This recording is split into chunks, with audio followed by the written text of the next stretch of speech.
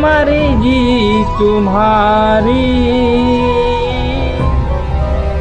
ये मर्जी तुम्हारी।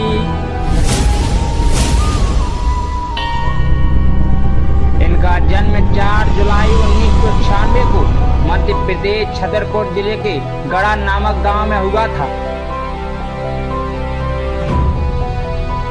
इनके पिता का नाम राम करपाल गर्ग और माता का नाम सरोज गर्ग है। संकट कटे मिटे सब पीरा,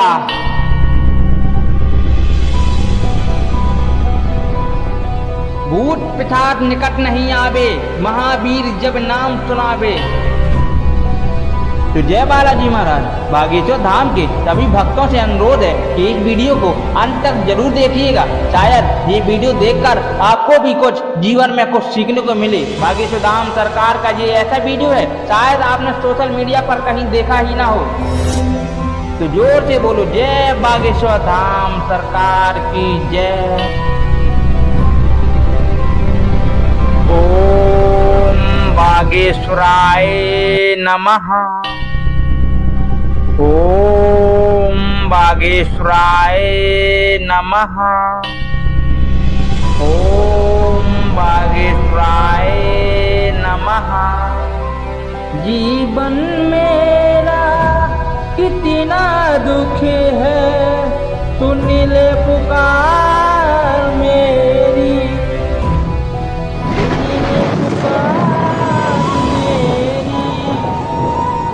अब टारो या न टारो, ये मर्जी तुम्हारी, ये मर्जी तुम्हारी।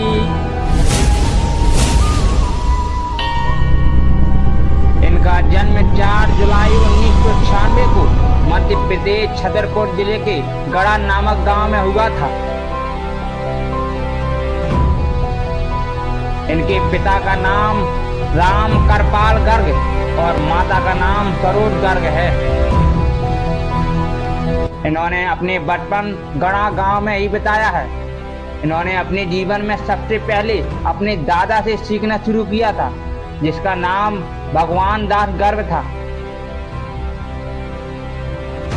इन्होंने ही धीरेन्द्र को रामायण और भगवत गीता पढ़ना सिखाया है। धीरेन्द्र का परिवार बहुत गरीब था। बचपन में धीरेन्द्र वृंदावन जाकर कर्मकांड पढ़ना चाहते थे, लेकिन उनके पिता के पास पैसे नहीं थे, इसलिए वो नहीं जा पाए। इसके बाद धीरेन्द्र मंदिर में बैठकर हनुमान जी को ध्यान करते थे। आज भी बागेश्वर धाम महाराज पुजारी हैं। यहाँ हनुमान जी की दिव्य दरबार लगता है। धीरेन्द्र कृष्ण यहाँ प्रवचन देते हैं। भारी संख्या में विद्यालु आते हैं और इनके प्रवचनों को सुनते हैं। इसी कारण इन्हें बागेश्वर धाम महाराज और बालाजी महाराज के नाम से जाना जाता है। मध्य प्रदेश के छतरपुर जिले में एक गढ़ा नाम का एक गांव है, जिसके पास बागेश्वर धाम स्थित है। यहाँ हनुमान जी का मंदिर है। इस मंदिर के पास धीरेन्द्र कृष्ण दादाजी और गुरु की समाधि बनी हुई है। लोग यहाँ मंगलवार के दिन आकर अर्जी लगाते हैं। मंगलवार के अतिरिक्त किसी भी दिन यहाँ अर्जी नहीं लगाई जाती, क्योंकि मंगलवार जी बालाजी का वार है। आजकल के सभी भक्तों को यही मालूम है। इस अर्जी को लगाने के लिए लोग एक नारियल और लाल कपड़े भी बांधते हैं और इस नारियल को अपनी मनोकामना बोलकर एक स्थान पर बांध देते हैं। यहाँ लाखों की संख्या में नारियल बने हुए हैं। नारियल को बांधने के लिए 21 बार मंदिर की परिक्रमा लगाते हैं। माना जाता है कि यहाँ लगी अर्जी कभी विफल नहीं होती। यहाँ अर्जी लगाने के लिए बहुत सारे लोग आते हैं। बागेश्वर धाम में ही भव्य दरबार लगता है। यहाँ धीरेन्द्र कृष्ण प्रवचन देते हैं और लोगों की समस्याओं का समाधान करते हैं। कि आज हम बचपन से लेके बागेश्वर धाम की पूरी जानकारी अंत तक जरूर देखेंगे। आज के इस वीडियो में मैं बागेश्वर धाम के सभी भक्तों से यही कहना चाहता हूँ कि उनके जीवन में क्या क्या घटनाएं घटी और कैसे कैसे सपने आए, ताकि वे धीरेन्द्र कृष्ण ऐसे मार्ग पर जा बसे। तो आज के इस वीडियो में पूरी जानकारी हम आपको बताएंगे, ताकि आपको एक एक विश्वास का अंतर हो और इसे समझने में आसानी हो। जब बागेश्वर धाम दरबार नहीं रहता था तो लोग बड़ी बड़ी समस्याओं में गूंज रहे थे, कहीं उस दरबार तो कहीं इस दरबार। लेकिन हर दरबार में जाने के बाद अलग अलग बताया जाता है, कहीं किस पर विश्वास करें या उस पर। लेकिन भरोसा तो उठ ही जाता है कि भगवान है ही नहीं। आज की डेट में बागेश्वर धाम जैसे दरबार बहुत कम दरबार मिले हैं, लेकिन लोगों की अर्जी नहीं लग पाती। लाखों भीड़ों के कारण वे अपनी समस्या नहीं बता पाते। तो आप भगवान पर भरोसा रखो, पर निराश होकर ये मत बोलिए कि कुछ होने वाला नहीं, भगवान है ही नहीं। भगवान तो है, पर आपकी सुनने के लिए आपकी सच्ची श्रद्धा की जरूरत है। यदि आपकी सच्ची श्रद्धा पूजा तन मन से है तो भगवान आपकी जरूर सुनता है। तो चलते हैं वीडियो की पूरी जानकारी के लिए, तो बने रहिए वीडियो के अंत तक। जय बागेश्वर धाम, जय सन्यासी बाबा। धीरेन्द्र कृष्ण से पहले दादा गुरु जी थे। इनके दादा गुरु संस्कृत भाषा से अच्छे से आती थी और ये इसमें विद्वान थे। इनके दादा गुरु महाभारत, रामायण, भागवत गीता और पुराण महाकाव्य के दरबार लगाते थे। इसी कारण लोग इन्हें अपना गुरु मानते थे। धीरेन्द्र कृष्ण के रामायण और महाभारत का ज्ञान अपने दादा गुरु से लिया। फिर धीरेन्द्र कृष्ण स्कूल जाने लगे। धीरेन्द्र कृष्ण जी गरीब परिवार से थे, इसलिए वे सरकारी स्कूल में जाते थे। सरकारी स्कूल में इन्होंने 8वीं पास की, लेकिन सरकारी स्कूल 8वीं तक ही था, इसलिए इन्हें 5 किलोमीटर दूर जंग नामक गांव की शिक्षा ग्रहण करने जाना पड़ता था। धीरेन्द्र हमेशा पैदल जाते थे, लेकिन ये कभी कभी ही स्कूल जाते थे। एक महीने में लगभग 5-6 बार स्कूल जाते थे। धीरेन्द्र कृष्ण ने 12 साल की उम्र में ही प्रवचन देने शुरू कर दिया था। वे अपने दिन का सर्वाधिक समय हनुमान जी की साधना में लगाते थे। इसी के परिणाम स्वरूप इन्हें कई सिद्धियां प्राप्त हुई। गंज गांव के स्कूल में इन्होंने 12वीं तक पढ़ा और बाद में इन्होंने स्नातक स्तर की पढ़ाई करनी चाहिए, लेकिन रेगुलर पढ़ाई करना मुश्किल था, इसलिए उन्होंने अपनी पढ़ाई एडवेट करके सोची। इन्होंने अपना दाखिला BA में करवा लिया, लेकिन ये कॉलेज नहीं जाते थे।